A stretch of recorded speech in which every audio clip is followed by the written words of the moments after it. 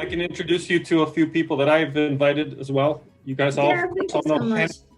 Henry is Henry. You guys know him for sure. So he was my first PhD student.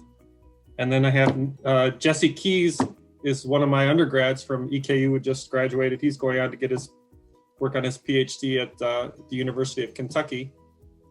And then Nathan Russell is not on camera, is a master's student. So I have an undergrad, a former master's student, and a former PhD student here to see the talks. And they've all worked with me in one capacity or another on coding theory, ring theory, etc. So, Steve, I'm a PhD student at UK now. Oh, that's right. I forgot to mention that. That's a new development. Nathan Russell's, he left us he got his master's with us, and he's now going to get his PhD in computer science at the University of Louisville. So. Wow. UK. Oh, you're at UK? Oh, see, new developments. Yes, computer engineering at UK. Okay, very good, very good. Well, that's new. I get some new news today as well. So. More heart attacks, Steve. More heart attacks, yes. Thank you very much for Professor Steve Szabo to be here at the seminar of the Faculty of Universidad Autónoma Metropolitana, and he will give us a talk. His title is A Taxonomy of Dedekind Finite Rings and Reflexive Rings with an eye on Morita context rings. Thank you very much for being here. Okay, gracias por invitarme. And much Spanish as you're going to hear from me. I should know a heck of a lot more than that because I have friends like Henry who speak Spanish. My former advisor is from Guatemala, Sergio Lopez, who speaks Spanish. My son is in school studying Spanish. So someday, maybe I'll be able to say a few more words than that. But no, really, thanks for the invitation. I'm very excited to be here and to meet you guys. So I'm going to talk about what the title says, a taxonomy. So basically, it's a sort of a hierarchy of different ring types. We're going to put those together. And then in that hierarchy, there's a bunch of different questions that we've actually worked on. One of the main ones is what we're alluding to in the title, which is about Merida context rings. But also over time or throughout the talk, kind of smatter in some other projects that we've done to show you this taxonomy, how we developed tons of questions out of it. And then let me get into the, let's see here. In the beginning, I'm going to sort of set up the taxonomy. So we'll talk about what we mean from ideals to elements. Then I'll give you the taxonomy. And then I'll get into these characterizations that we've come up with, which we think are sort of the right characterizations of these few classes of rings. Henry gave a presentation to you guys a few months ago, I believe, which were characterizing Merida context rings, and those were in the taxonomy, and you'll see where those are in the taxonomy as well, how those fit in. And then at the end, if there's some time left, I'll just allude to a couple other projects that have come out of the work and maybe bring up a few questions that we're still trying to answer and sort of motivate some other ideas. So I'm going to be bombarding you with a bunch of different ring types. If you have a question or you want me to slow down, just holler, just say something. Zero divisorless rings, this is what people normally call domains. For this talk and for this study, I've been using ZD as a short for zero divisorless, meaning that the ring doesn't have any zero divisors, so what people typically call a domain. So notice if I have a product that AB is 0, then that implies that one of the two things in the product were 0. So there's no zero divisors other than 0. So if you take that definition and you apply it to ideals, you get what people call prime. So if I have a product of two ideals, ij that's 0, then either I is 0 or j is 0. So it's the same thing as zero divisorless, but for ideals.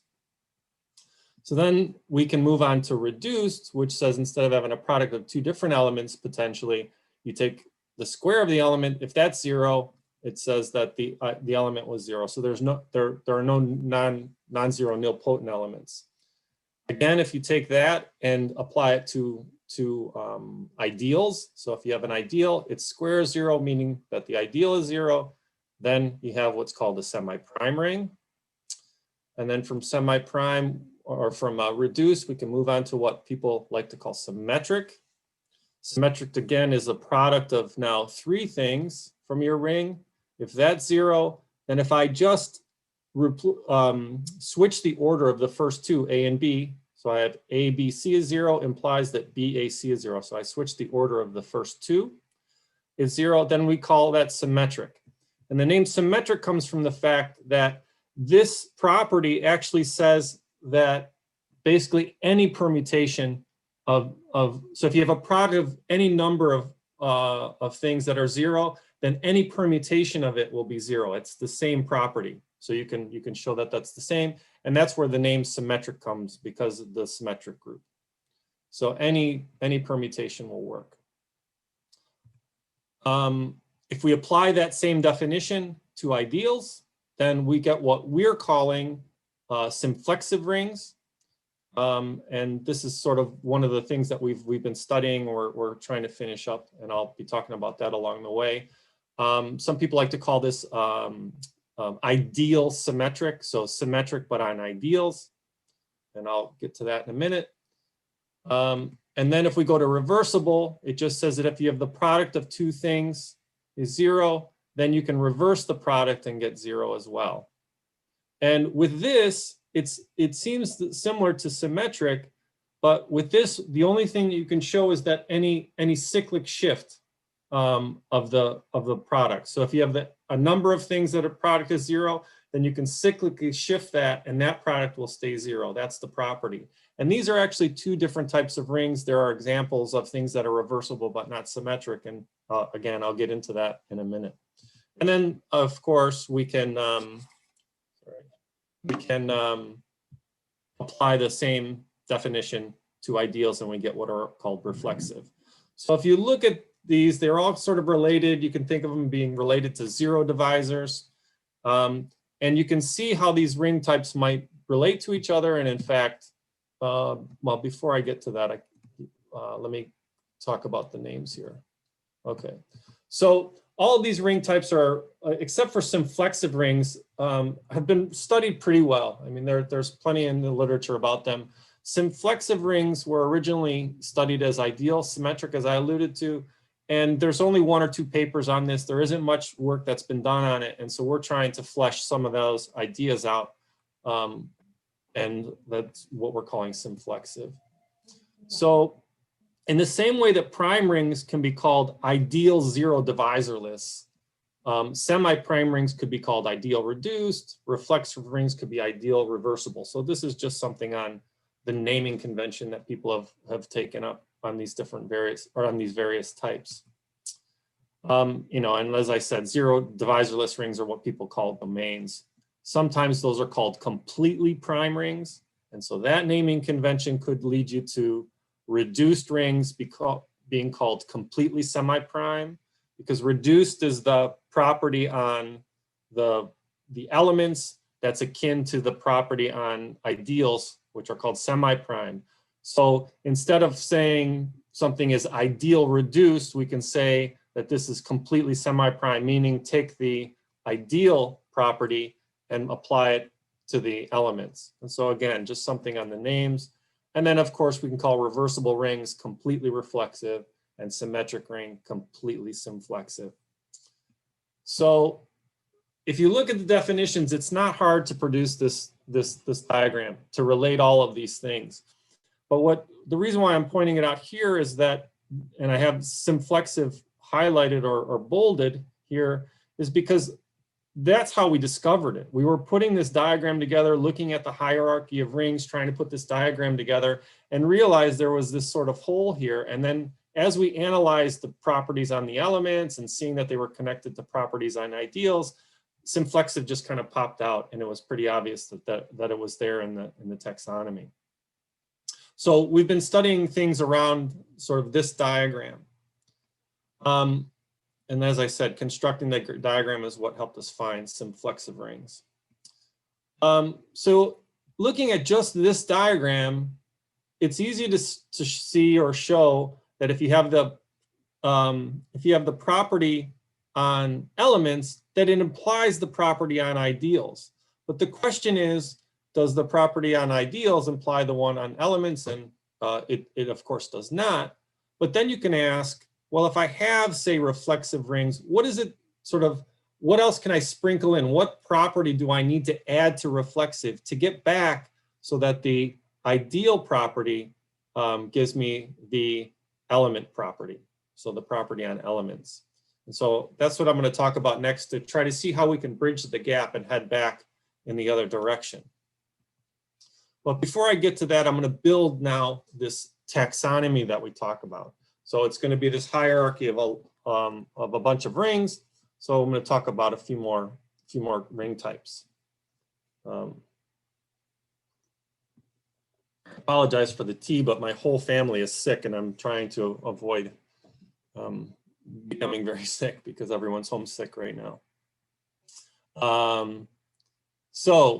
Everyone knows what an invertible element is. We'll use this set as the set of invertible elements. An idempotent just means that the square is equal to the element itself.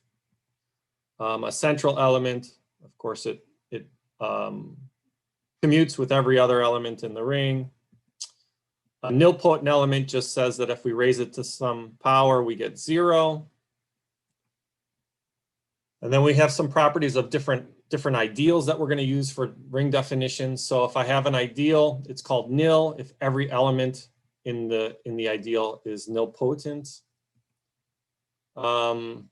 This is sort of a less known definition, but locally nilpotent ideal is one where you take a finite set and there's some integer n such that when I take the product of n elements in this from this finite set, I get 0. So that's what we call a locally nilpotent ideal. And then a prime ideal just says that if I have the product of two things that are in the ideal, then one of the ideals is in there or the other one is. So and of course, if the 0 ideal is a prime ideal, that's when we get a prime ring. So that's how it's connected to prime rings. The set of nilpotent elements. So in a ring in general, the set of nilpotent elements doesn't have any structure necessarily. So it's just a set. If we take all of the nil ideals, so we define what nil is up here. If we take the sum of all the nil ideals, that forms an ideal which is called the upper nil radical. If we take the largest locally nilpotent ideal, so here's what we define locally nilpotent. If we take the largest one, we get what's called the Levitsky radical. And then there's something called the lower nil radical or the prime radical. Some people like to call it the prime radical. And that's just the intersection of all prime ideals. And then finally, if you look at all of these structures here, they form this ascending chain of inclusion. So the lower nil radical, the Levitsky radical, the upper nil radical, and the set of nilpotent elements. And those can be different, and we'll see some ring classes that we're going to define using these structures. All right, so now I'm going to define a bunch of ring types. Division ring just says that all non-zero elements are units. Of course, no, a field is just a commutative division ring. What we call right duo. A right duo ring is just every right ideal of R is two-sided. So you have no one-sided right ideals. And then a left duo ring is defined similarly. A simple ring, R has no non-trivial two-sided ideals. A left primitive ring just means that the ring R has a faithful, simple left R module. And again, we can define right in a similar way. Dedekind finite says that if we have the product of AB is equal to 1, so if B is a right inverse for A, then B is a left inverse for A for any elements A and B. An NR ring, this ring type is probably less known and not super well studied as far as we can tell. But that's when the set of nilpotent elements forms a subring. It's not necessarily an ideal. When the set of nilpotent elements forms an ideal, which is equivalent to the set of nilpotent elements being equal to the upper nil radical. And so just before I get to these ring definitions, let me go back to the chain here. So remember, we have the set of nilpotent elements contains the upper nil radical, contains the Levitsky radical, and contains the lower nil radical. So we're going to define a few ring types for when these sets are equal. So when the set of nilpotent elements equals the upper nil radical or the Levitsky radical or the lower nil radical. So when the upper nil radical is equal to the set of nilpotent elements, you get what's called an NI ring, and it can be shown that that's equivalent to just having that the set of nilpotent elements is an ideal. A weakly two primal rings, then we have the Levitsky radical that's equal to the upper or to the set of nilpotent elements. The lower nil radical equal to the set of nilpotent elements. And then there's another ring type that we won't talk too much about, but they're called PS. I call them PSI rings, but it's actually PS1. And this comes from the name comes from a paper. This was just a particular property out of two properties that were defining what were called pseudo. Oh, I already forget what the S stood for. Henry, do you remember? Pseudo. I can't remember. I do remember. I don't know. Remember, it's on the pseudo-symmetric. Pseudo-symmetric. That was it. Yeah. Pseudo-symmetric. So in any case, this is one of the two properties, and it hasn't been given a name yet. And so people quote the PS1 condition from that paper, but it says something about these factor rings with annihilators being two primal. It's not so important to us today. I like to think of those as maybe strong, since we have a weakly two primal and these are going to form a chain. This could be something called maybe strongly two primal, another way to think of it. And then we have this last ring type here, which is what we call semi-commutative. So semi-commutative says if I take the product of two things and they're zero, then if I put anything in between them, I can't lose the property that the product is zero. This is sometimes called zero insertive. So you can insert something and not lose the zero property here. All right, so now we're going to take all of these ring types and put them in our text. Oh, I forgot I had one more ring type here. Abelian rings just says that every idempotent that you have is central.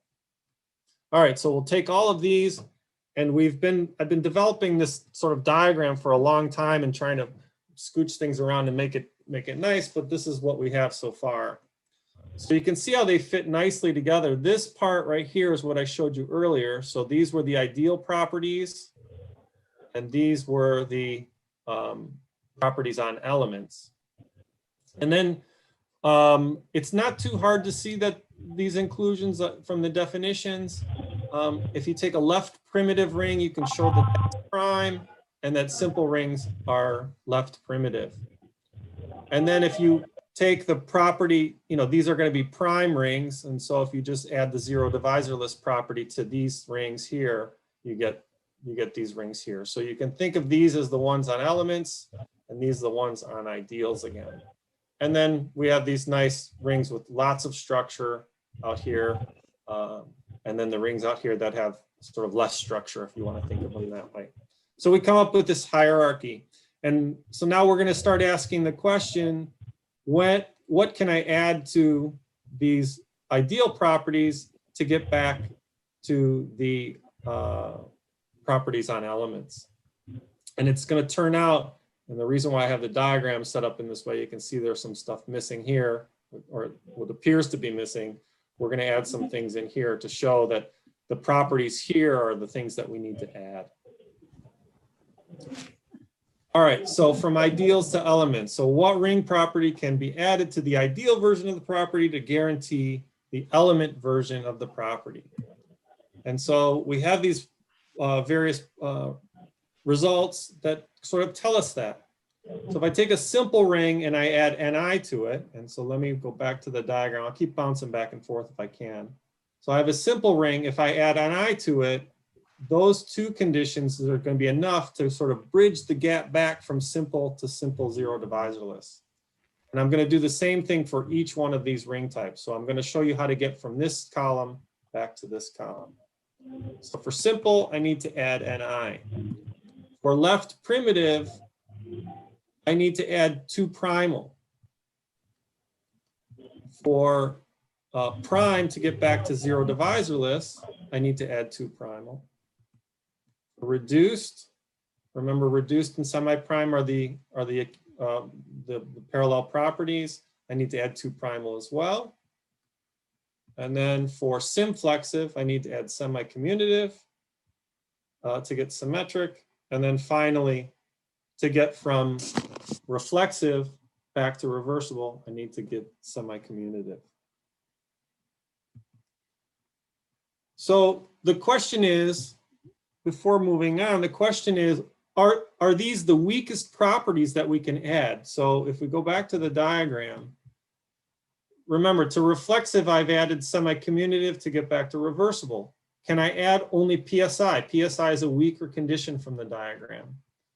And so is it enough to just have a PSI? Can I have a PSI non-semi-commutative ring and still be reversible? And so we're going to show you that with the next few examples, that most of these results are sort of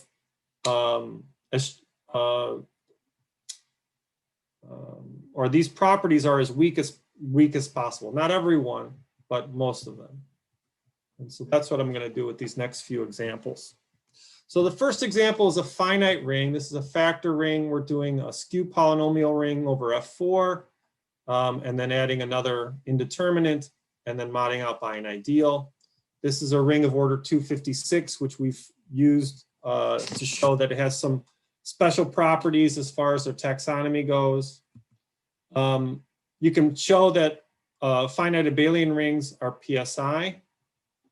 So this is it's not hard to see that this is an abelian ring, but it's an abelian ring, so it's PSI.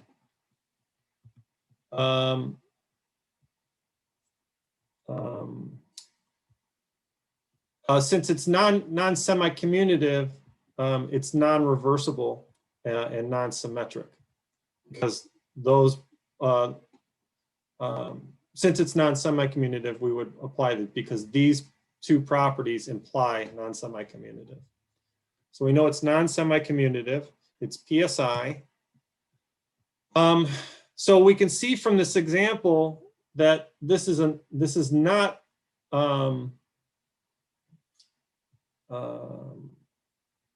it can't, that, I'm sorry, I lost my train of thought. The semi-commutativity, we can't weaken it to PSI. So we can't move back in the diagram and get the same result. So in other words, that semi-commutative property is as weak as possible in that chain that we can add to say reflexivity or synflexivity to get back across the gap. Another example to help us here, this is a bit complicated, but I'll go through it really quickly here. Is an example of a prime weakly 2 primal non-2 primal ring. So you take some field, you look at polynomial ring in a countable number of indeterminates, and then you look at these sort of this really is saying take these arithmetic progressions, and we're going to mod out by the ideal generated by them. So we're going to mod out by I, which is this ideal generated by these indeterminate sets of indeterminates. And we have this ring A here. It's kind of hard to understand all these details at once, but this is in Lamb's book. And he shows that if I take this ring, look at skew polynomials with this particular automorphism, then it has a non-trivial Levitsky radical. But the lower nil radical is trivial for prime rings. And so we have something where it's non-two primal. So it's a non-two primal ring. And then Marx showed that for this ring, that the Levitsky radical was actually equal to the set of nilpotent elements. So that means it's a weakly two primal ring. So we have a weakly two primal, non-two primal ring that's also prime. And so we can see if we add weakly two primal to prime, we don't necessarily get reduced because we're non-two primal. Looking at the diagram, you can see that it's non-reduced. And I know I'm going through these things quickly, but what we found over the past couple of years as we've been developing this diagram is that we can find examples pretty quickly of various rings just by having the diagram in mind. So that's what we've been working on. So two primal cannot be weakened to weakly two primal in the characterization of reduced or zero divisorless. So again, those particular results are sort of as weak as possible for the conditions. And then finally, if we take a simple Artinian ring, it's of the form n by n matrices over some division ring. We can see that it's not an NR ring. And so what is an NR ring? NR ring says that the set of nilpotent elements forms a subring. But if I take the matrix units E12 and E21 and I add them together, then I get something that's not nilpotent, even though these are nilpotent elements. And so that means if I have two elements that are nilpotent, but their sum is not nilpotent, the set of nilpotent elements don't form a subring. We've shown you the result that a simple NI ring is simple and zero divisorless. And we also can see that 2 by 2 matrices are simple Dedekind finite ring, but it's not zero divisorless, right? This is a simple Dedekind finite ring that's not zero divisorless.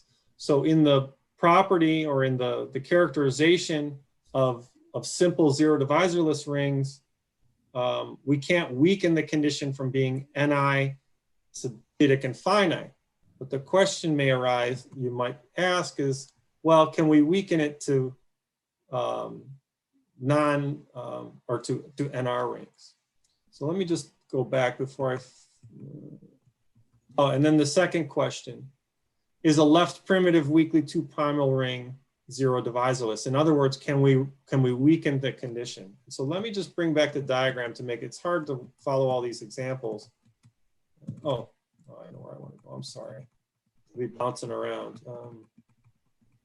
So these are two questions that we've asked. And so how does that come up here? Well, we take the diagram now and we're going to basically put in the diagram those 6 results I just showed you about the characterizations of the different rings.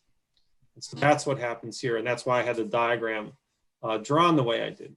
So we showed you that a reflexive semi-commutative ring is actually a reversible ring, and that a symflexive semi-commutative ring is symmetric. So that's sort of how to read the diagram here. And so the examples I showed you that this line can't be moved up to PSI, and this line can't be moved up to PSI. So as far as that goes, it's sort of as weak a condition as possible. Similarly, with semi-prime and prime characterizations, I can't move two primal to weakly two primal. So these two are as strong as possible. And the two questions I just asked are whether I can move this line back to NR. It can't be moved back to Dedekind finite, but it can potentially be moved back to NR. And that's one of the questions I just asked. And then similarly for left primitive, I know two primal is enough because I already have it with prime, but can I move this back to weakly two primal, or in fact back to NI, or maybe even back to NR, we're not sure. So these two are not necessarily as weak as possible. So that's sort of the taxonomy that we've come up with to kind of give you an idea. And so we've taken all the ring classes that we've been working on and put them in this taxonomy, and then started asking, we've asked a bunch of questions. So when Henry was here last, he started talking about Morita context rings, or he spoke to you about Morita context rings. And he did the characterizations of 2', weakly 2', and Ni. So he was in this chain here, and just showing you for Morita context rings, how that chain, knowing those are in the chain, and how the different characterizations were related. What I'm going to do next is give you the characterizations, as much as we know so far, of these rings. These rings here, as far as Morita context rings go. Some other things that we've done with the taxonomy, we just in fact found out today that we had a paper accepted about examples that we put together.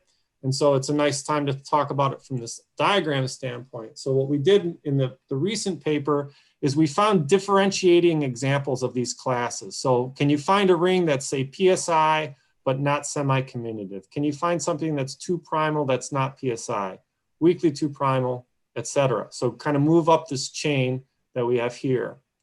And in moving up that chain, can you also find, say, something that's 2' but not PSI, and maybe it's reflexive, or maybe it's abelian, or maybe it's both, or maybe it's neither? So what we did was we moved up this chain, found differentiating examples, but found 4 different types. One that is non-reflexive, non-abelian, reflexive, non-abelian, non-reflexive and abelian, and then reflexive and abelian. And we have some ring constructions in that paper that kind of show that. So those are just some more questions that have come out of kind of studying the diagram. So the next thing I want to show you is the Merida context rings and the characterizations of the rings. So we're going to go through reflexive, symflexive, semi-prime, left primitive, and simple. A recent paper and work that was done for Henry's dissertation was the characterizations of what Henry showed you, the 2', weakly 2', and Ni, and also prime, semi-prime, and reflexive. So at the time, we didn't have this sort of symflexive thing fleshed out yet. And then more recently, we've added these other 2 to the work. But those 3 are in a paper already that's been published, and I'll get to that, those characterizations now. So first I need to tell you what a Merida context ring is. So a Merida context is a 6-tuple that looks like this.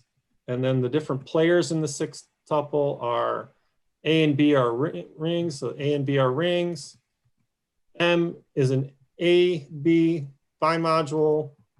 N is a BA bimodule. And then these phi and psi are maps, are bimodule homomorphisms. And really what it comes down to, the easiest way to think about a Merida context ring is that you take these structures and you put them in a 2x2 matrix, and then you have the obvious multiplications where when A meets M on its left, then you use the module multiplication. When B meets M on its right, use the module multiplications. So you basically do matrix multiplication with the structures that are there. And then the only thing to really make sure of when you're putting these structures together to make sure that you get an associative ring. So you put these structures in place and then check that you have associativity. And if you do, then you have what's called a Merida context ring. So that's what we call a Merida context ring. So we're going to study those 6 different ring properties and show you the characterizations of them as Merida context rings. Before I get there, just to kind of give you an example, something maybe you can get your feet wet with if you're not familiar with Merida context rings, or you want to see an example. If you take the chain, the 4-element chain ring here, and put it here and here, and then put F2 in the diagonal, and you think about F2 here and F2 here as a bimodule over this ring, and then you define these maps on the these what I call the module maps. So how these elements meet each other, either on the left or on the right. That's what these maps tell you. So you're going to take the product of two things here, and then its product is going to end up back in here, just like a normal 2x2 matrix multiplication would work. And then what you do is you take those elements and you multiply by x, and so it ends up in the Jacobson radical of this ring. But if you put these structures together, that will form an associative ring. This ring is of order 64, I believe. And I'll talk a little bit more about that specific ring as an example in a few minutes. But that's a good example to kind of get started. Other than looking at just a matrix ring itself, you can think of it as a Merida context ring because it will work that way as well.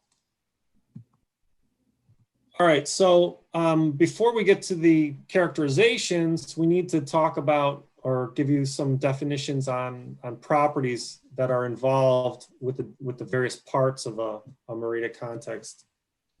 So if I have bimodules, X, Y, and Z, and they're bimodules over the pairs of rings that are indicated, then when we take this bimodule homomorphism, we call it faithful if it has the following properties. So remember, I'm taking X and Y and I'm getting into Z. So if I have that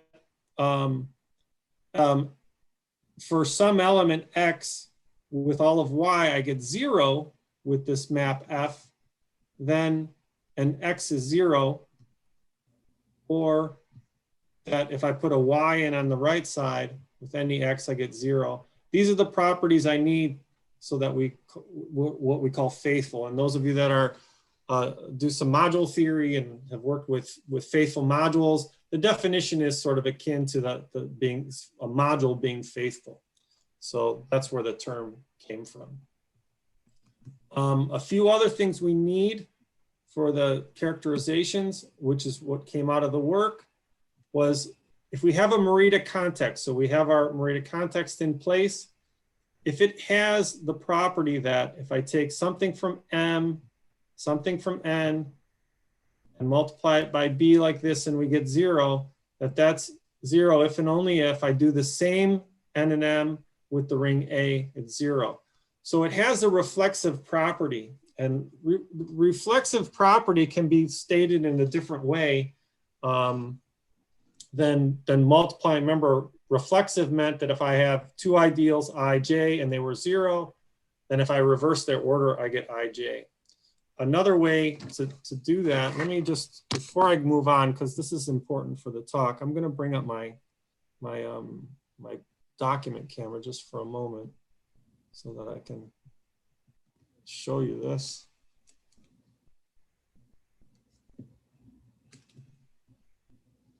So the reflexive property can also be written in the following way. If I have two elements from the ring A and B, and that's 0, the reflexive property says then if I reverse the order of the elements, I also get 0. So you can see that, right? So this is what we call a reflexive ring. And you can show that these two definitions are equivalent. So if I go back to is that clear? So we have that.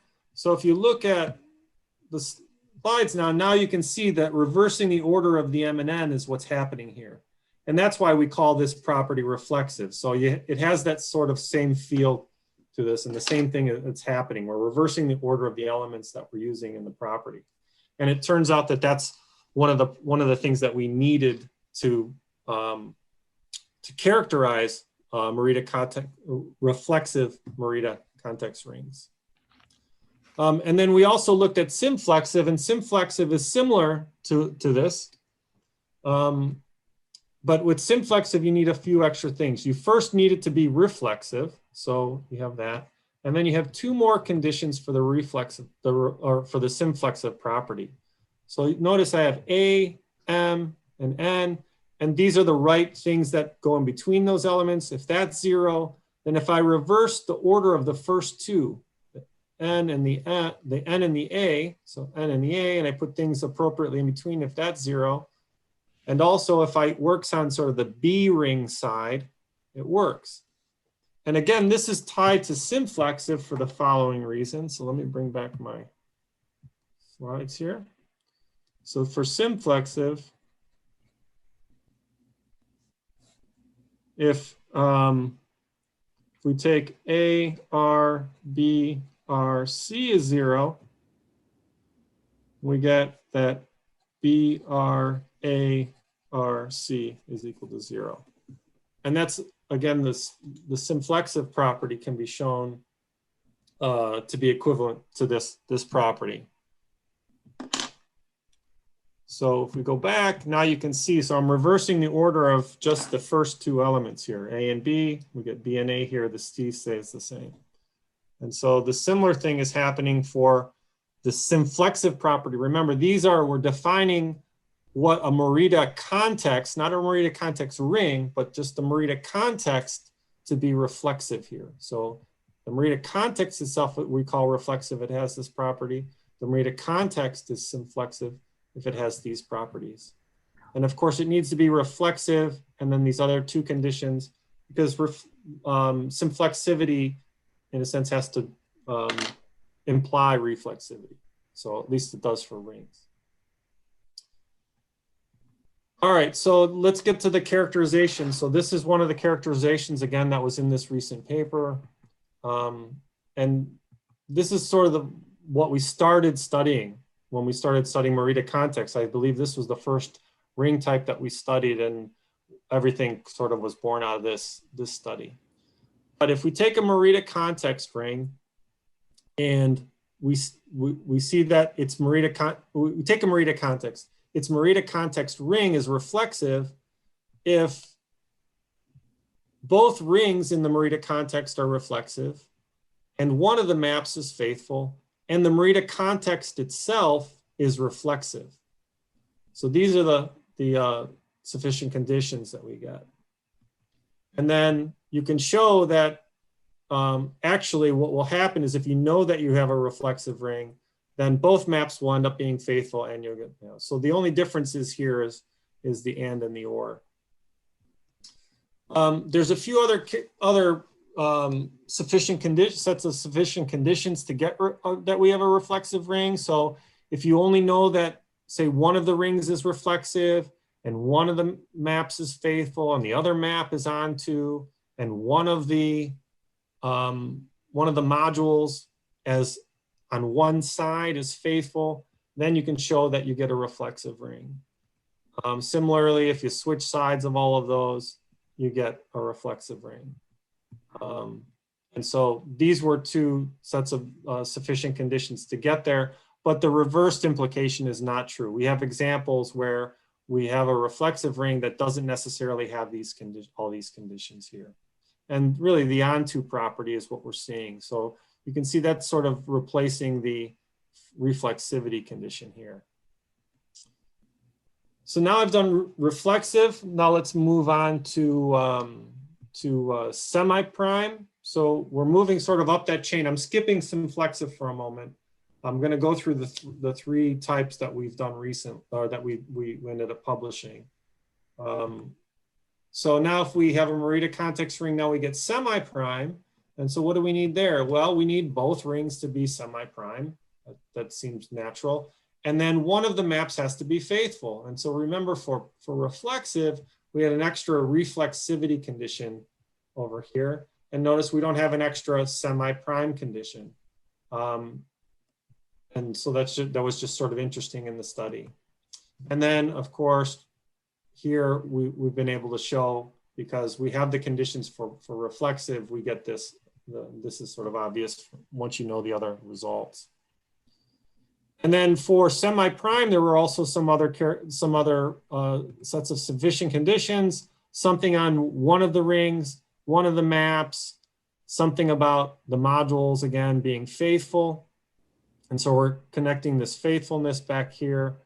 And again, this is not necessary conditions. These are just sufficient, so we couldn't get the reverse implication.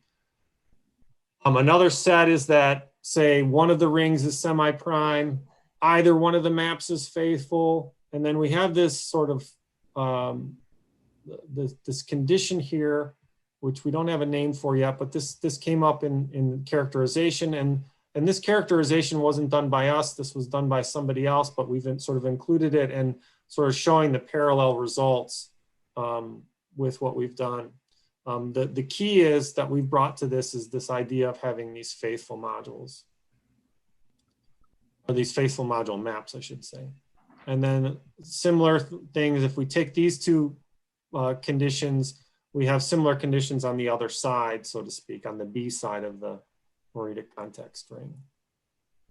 And so these are all sufficient sets of sufficient condition to get us back to that we have a semi-prime ring. Then if we move on to prime gets a little more interesting.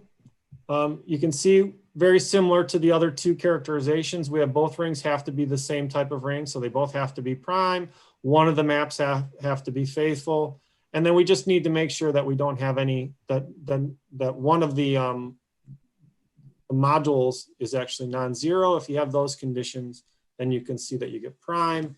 And then what happens, what has to happen is that both of those maps actually are faithful, and both of the modules are faithful themselves. But now these sets of sufficient conditions that we had, something similar or akin to the ones we've had, actually turn out to be necessary as well. So we find that these are all sets of equivalent conditions.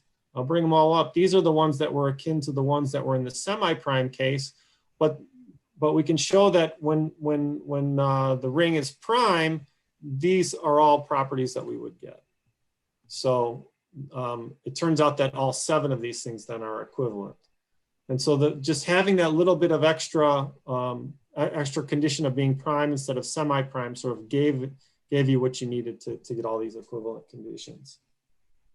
So then after studying these and discovering these Synflexive rings, which is what we've been trying to study now, and looking at the taxonomy, finding where the Synflexive fit in this chain, we started looking at the Merida context ring characterization of Synflexive rings. And it turns out to be quite similar and very interesting. I mean, it's almost obvious at this point when it's in that chain how closely related all of these ring types are. You can see that if we have Synflexive, then we get something very similar. We have that A and B are Synflexive rings.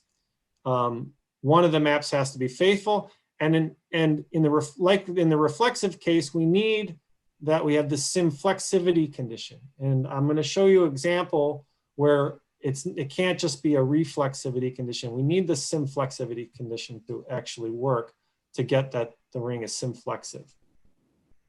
And then, of course, those become necessary conditions as well. So this is very similar to the reflexive ring. Remember, we have reflexive and Synflexive, then semi-prime, then prime, and I'll get to primitive and simple as well. We haven't studied the rest of these conditions, what some of the sufficient sets of conditions are. We feel like they're going to be very similar to reflexive, but we haven't done it yet. But that's one of the next things on our agenda. With simple, this is even more recent. We've just done the characterization for this. It's very similar again, that A and B have to be simple rings, and you can see then one of the maps is being faithful. And so as you can see, as I'm going through these different characterizations, you can see this property of these maps being faithful was sort of the key ingredient that we needed to find to sort of get to these characterizations of these Merida context rings. Once we found it, it was like, wow, it was the right thing to find. It was very nice. And so we do have a characterization for simple, and again, these other sets of sufficient conditions. We're not sure what they are, but because simple lives above prime, we think we're going to find some other equivalent conditions. That's just a guess, but right now, but it just seems obvious that that's what's going to happen. Things are sort of happening in a nice way. And then just recently, and actually in the past week, we've started to look at primitive. And for primitive, we don't even have the characterization yet. But because it's in the taxonomy, because we have all these other characterizations, it seems to be fitting together. And so most likely it's going to be that both rings have to be primitive and one of the maps has to be faithful. You can kind of see where it's going. And so that's the characterizations of all of those things in the chain. And so then the last thing on Merida context that I want to show you is this example that I was alluding to. So this is connected to a few different parts of these projects, or a few different projects in this group of things that we're looking at.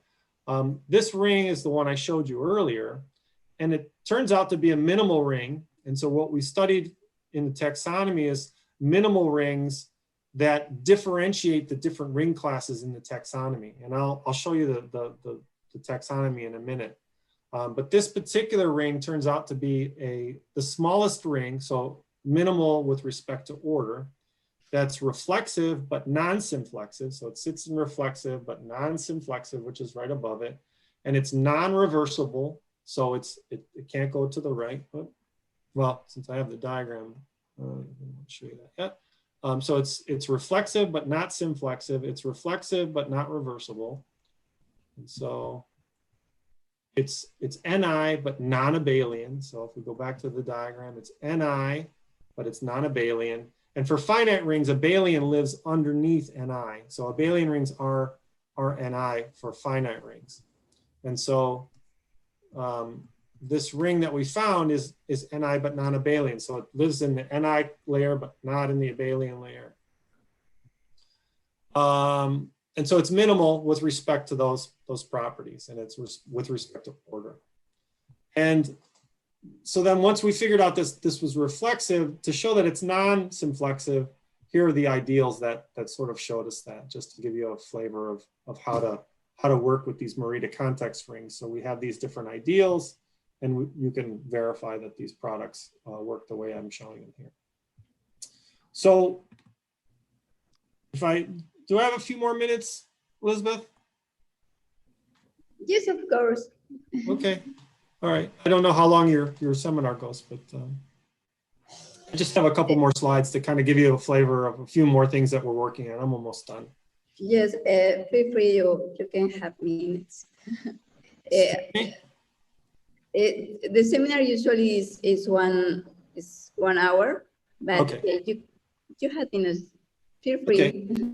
Okay. All right. Just a couple more minutes, just to give you some flavor. So this is back to the diagram that we had. So if you take this diagram now, but look at it in the class of finite rings, what happens? Well, a bunch of things collapse out of here. And what happens is fields, division rings, zero divisor, or domains are all equivalent. Those are, under finite rings, those are all the same. A simple ring is a prime ring, so these classes collapse, these classes collapse. For finite rings, NR, NI, weakly 2', 2', and PSI are all equivalent. And then abelian rings, as I mentioned, points to the NI rings. So if you take all of these sort of extra arrows I've put in, then you get this diagram for finite rings. And so the question we've been asking, one of the things that started sort of all of this work, are finding the smallest, or the minimal ring with respect to order, that differentiates the classes. So what's the smallest, say, symmetric ring that's not reduced? Or what's the smallest simple ring that's not a field, etc. And so you ask all of those questions. And so the example I showed you was the smallest ring that was reflexive but not synflexive, but not reversible, and it was abelian but not 2' or Ni, which are all equivalent for finite rings. And so we've asked a ton of those questions, and we've written a few papers on these subjects about finding minimal rings. And so you can start to look at this to find it. And so for synflexive rings, we're going to ask a bunch of those minimal questions. For semi-prime and simple, there's a ton of questions that you can answer, or you can ask. Another thing that we looked at are the same taxonomy, but under the prism of regular rings. And so a regular ring just says that for any element there exists an X such that A is equal to AXA. And then strongly regular just says that if you switch the order of X and A, you get A squared X. So these are what people call von Neumann regular and strongly regular. And I'm sure if you've read a few papers in non-commutative ring theory, you've run into von Neumann regular rings, and people show under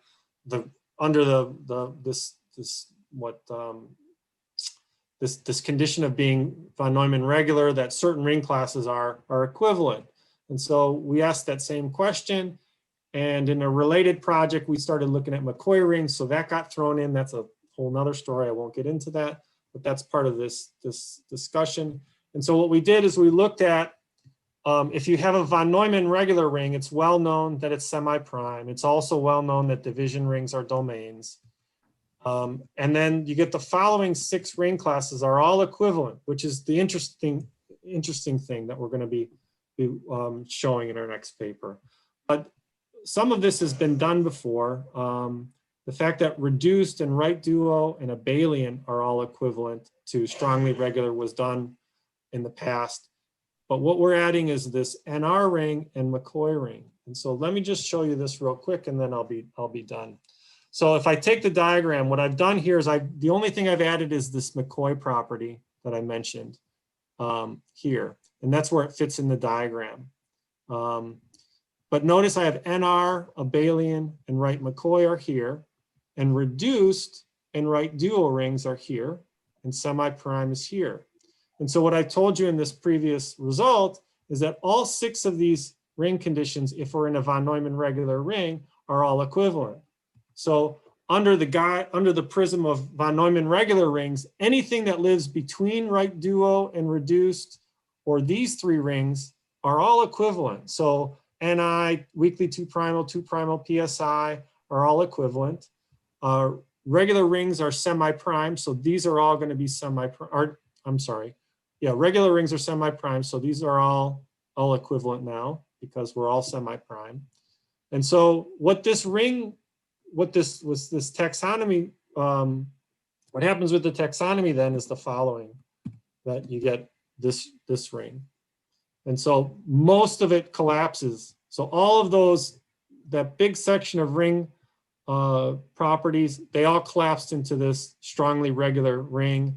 The division ring takes up some of the zero divisorless things, and you end up with this small chain. But that whole diagram under the chain of regular rings, or under the guise of regular rings, turns out to be that.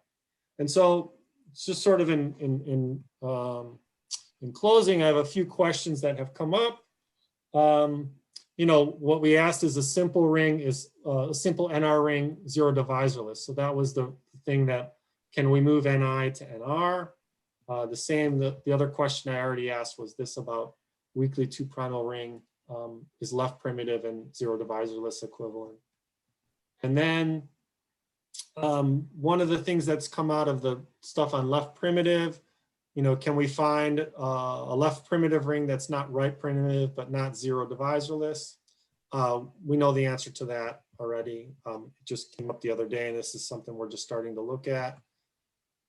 And then of course the stuff on minimal rings, these are the questions. You know, what is the smallest ring with given sets of properties that can exhibit those properties?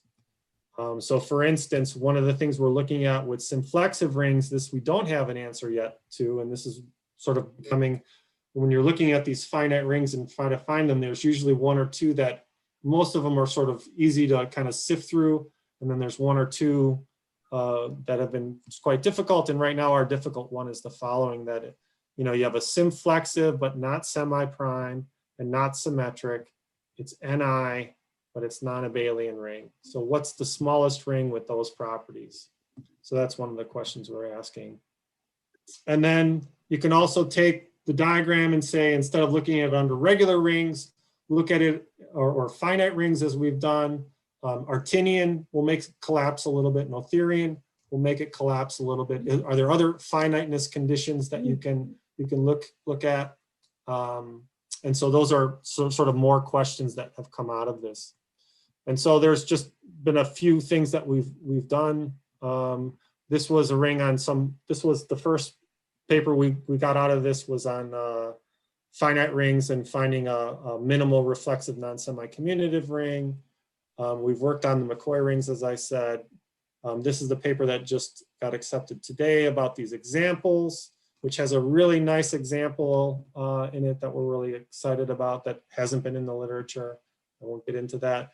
And then we're working on this work on Synflexive rings. We have this, or I'm sorry, I missed, this was the Merida context paper. This is the one that got accepted today on these examples of non-semi-commutative rings. And then 2 more papers that I had recently on minimal rings. And so that's it. Thank you very much. My pleasure.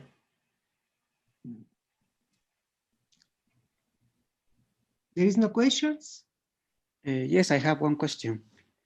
Thank you. Maybe it's a stupid question, but how do you know that your examples are minimal? How? That's not a stupid question. It's difficult. I mean, you have to right now. The only way to do it is to find all of the ring. You know, basically find all of the rings or know all the rings that are smaller than it don't have the property. And so, like for many of the rings right now, well, I shouldn't say for many of them. For a lot of the rings in the beginning, we had there are classifications for rings of order up to p to the 5th. So you can take any ring and break it down into direct sum of rings of prime power order. And there's only classifications up to prime power of p to the 5th. And so first you look at all of those things and make sure it doesn't. But like, for instance, with this paper on minimal reflexive rings and this other one on minimal reversible rings, those rings are sort of outside of those classifications. And so you have really, those papers were just about sort of ad hoc techniques to say, well, if I had a small ring of this order, well, here's an example. It's order 256. Well, what if it was smaller? Can I produce a ring? Is it possible? And then you go through sort of the examples or the cases and sort of ad hoc kind of figure it out.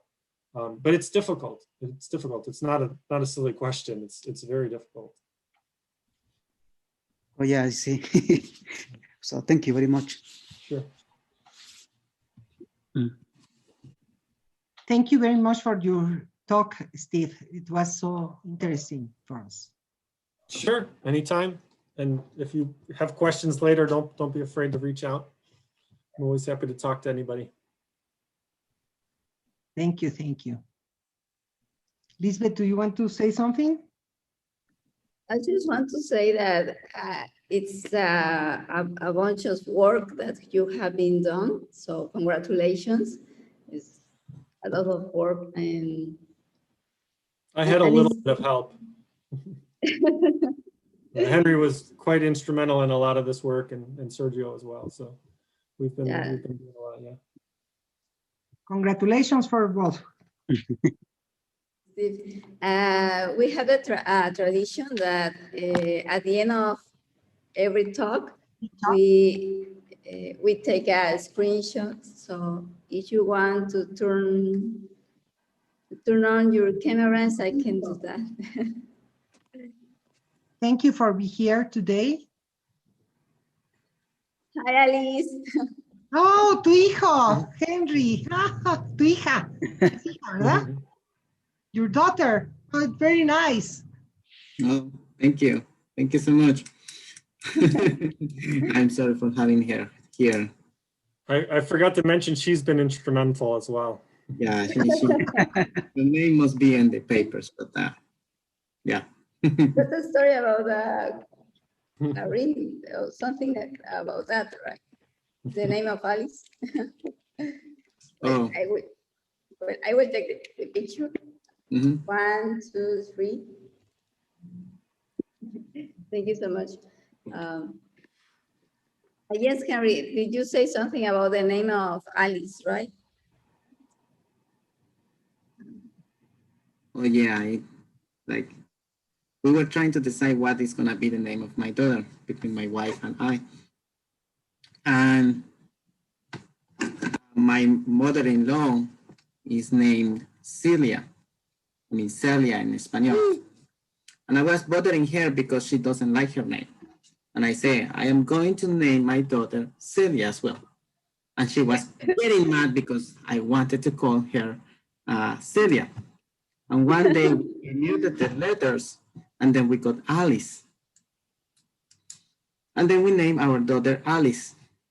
And a long time after that, I discovered that Alice is the name that is used in cryptography for the person who sends messages.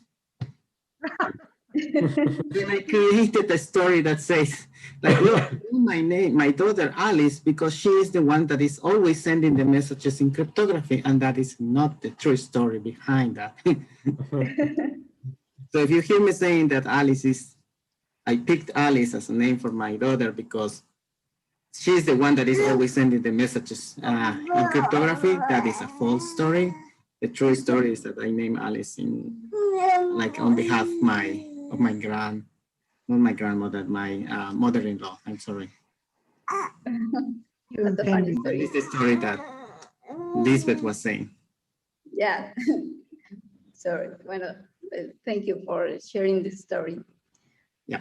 I have a question. In case one of us want to a copy of a paper of this a